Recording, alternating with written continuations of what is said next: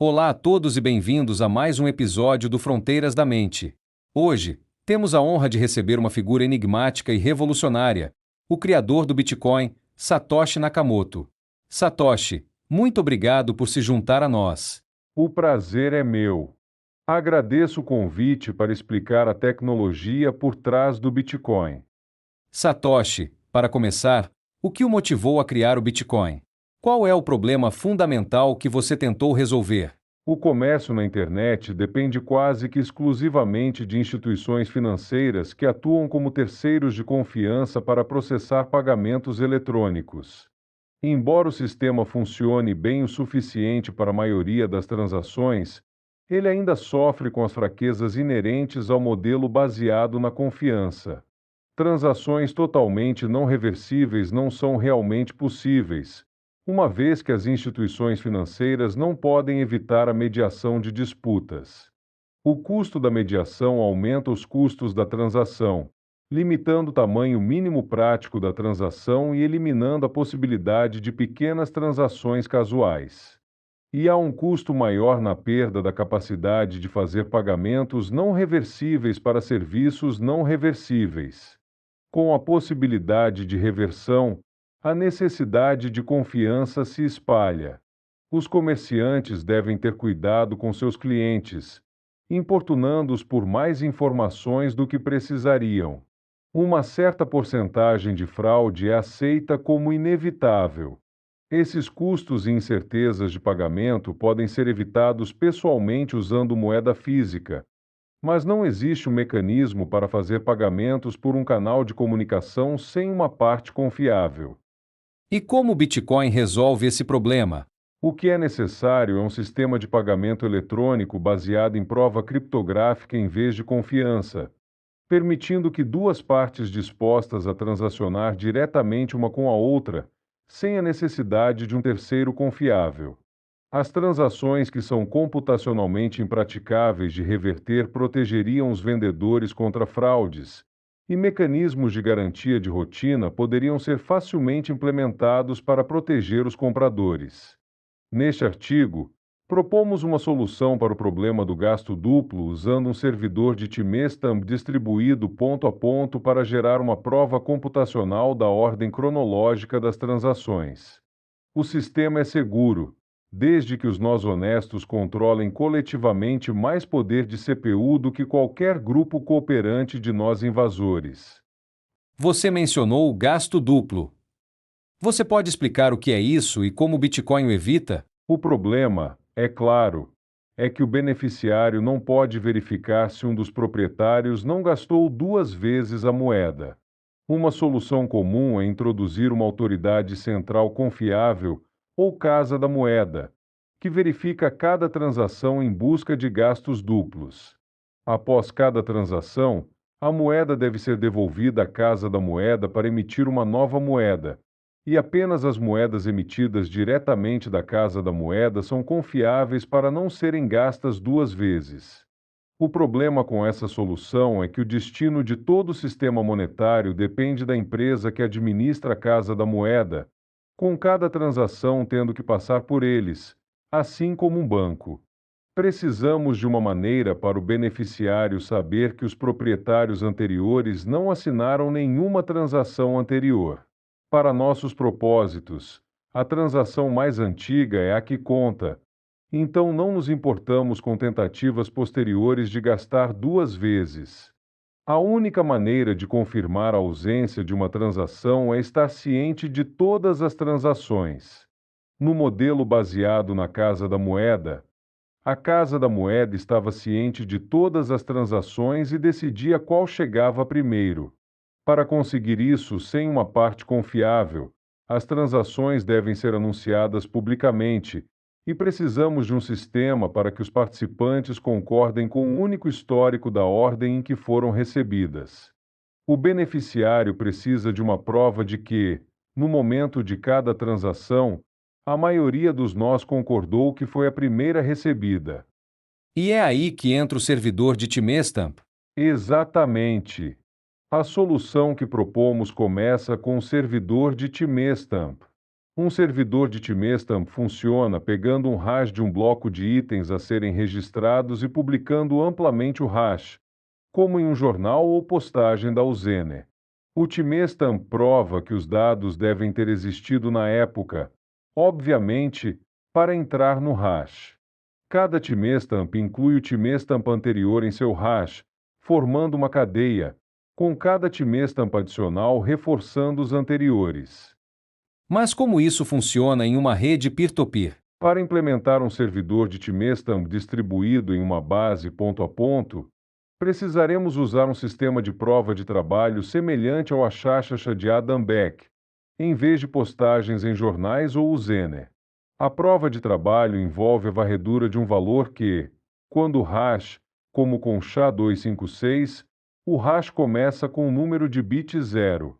O trabalho médio exigido é exponencial no número de bits 0 exigidos e pode ser verificado executando um único hash. Para nossa rede de timestamp, implementamos a prova de trabalho incrementando um nonce no bloco até que um valor seja encontrado que dê ao hash do bloco os bits 0 necessários. Uma vez que o esforço da CPU foi dispendido para satisfazer a prova de trabalho, o bloco não pode ser alterado sem refazer o trabalho. Como os blocos posteriores são encadeados após ele, o trabalho para alterar o bloco incluiria refazer todos os blocos após ele. A prova de trabalho também resolve o problema de determinar a representação na tomada de decisão da maioria. Se a maioria se baseasse em um endereço IP, um voto, poderia ser subvertida por qualquer pessoa capaz de alocar muitos IPS.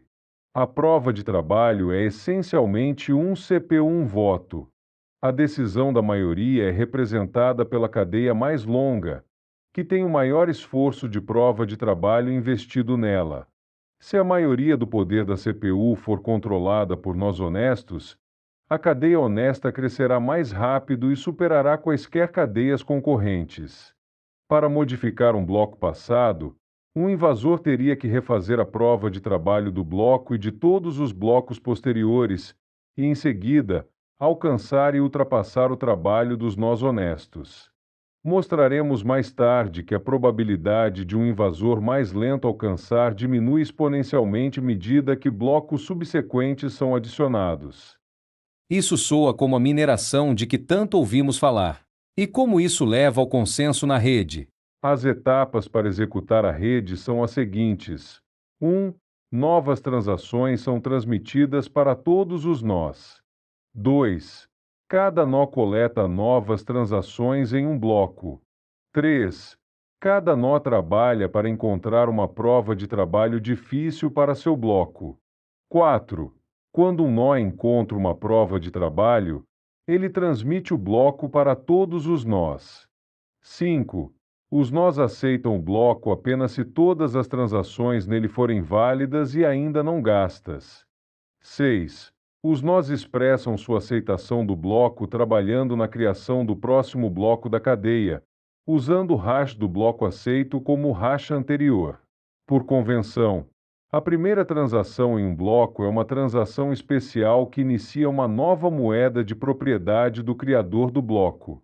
Isso adiciona um incentivo para os nós apoiarem a rede e fornece uma maneira de distribuir moedas inicialmente em circulação, uma vez que não há autoridade central para emiti-las. A adição constante de uma quantidade constante de novas moedas é análoga aos garimpeiros que despendem recursos para adicionar ouro à circulação.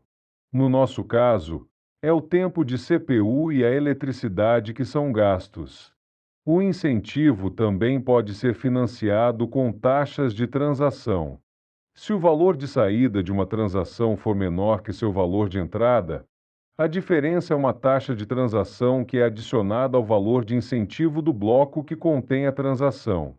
Uma vez que um número predeterminado de moedas tem entrado em circulação, o incentivo pode fazer a transição inteiramente para taxas de transação e ser completamente livre de inflação. E como a rede opera na prática? O que incentiva as pessoas a executar nós e a contribuir com seu poder de computação para a rede? Uma vez que a última transação em uma moeda está enterrada sob blocos suficientes, As transações gastas antes dela podem ser descartadas para economizar espaço em disco. Para facilitar isso sem quebrar o hash do bloco, as transações são hash em uma árvore de Merkle, com apenas a raiz incluída no hash do bloco. Os blocos antigos podem então ser compactados cortando ramos da árvore. Os hashes interiores não precisam ser armazenados. Uma preocupação que surge é o espaço em disco. Se todas as transações são armazenadas para sempre, isso não se tornará insustentável? E a privacidade? Como o Bitcoin aborda a questão da privacidade, já que todas as transações são públicas? O modelo bancário tradicional atinge um nível de privacidade, limitando o acesso à informação às partes envolvidas e ao terceiro de confiança.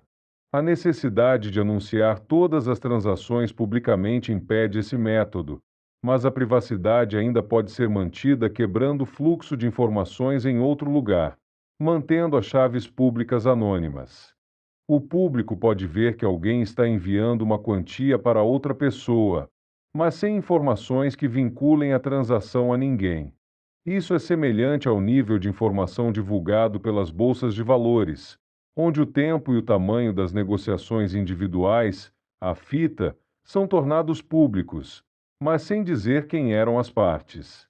Como um firewall adicional, um novo par de chaves deve ser usado para cada transação para evitar que sejam vinculadas a um proprietário comum. Alguma vinculação ainda é inevitável com transações de múltiplas entradas, que necessariamente revelam que suas entradas eram de propriedade do mesmo proprietário. O risco é que, se o proprietário de uma chave for revelado, a vinculação possa revelar outras transações que pertenciam ao mesmo proprietário. Satoshi, para encerrar, qual é a sua visão para o futuro do Bitcoin? Satoshi Nakamoto, muito obrigado por esta explicação fascinante e detalhada do Bitcoin. Foi uma verdadeira aula. E para vocês que nos assistem, não se esqueçam de se inscrever no canal para mais vídeos como este. Até a próxima! Propusemos um sistema para transações eletrônicas sem depender da confiança. Começamos com a estrutura usual de moedas feitas de assinaturas digitais, que fornece um forte controle de propriedade, mas está incompleta sem uma maneira de evitar o gasto duplo.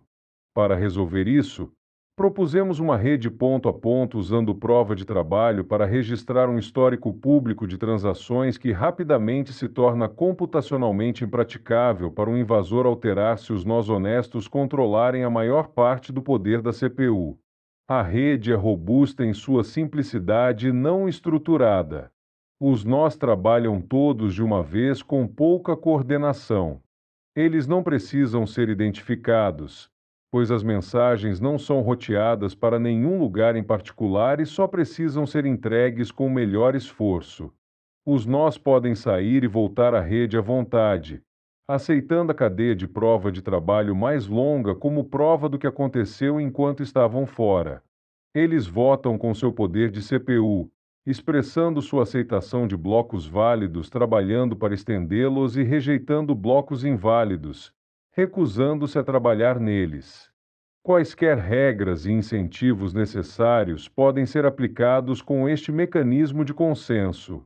O prazer foi todo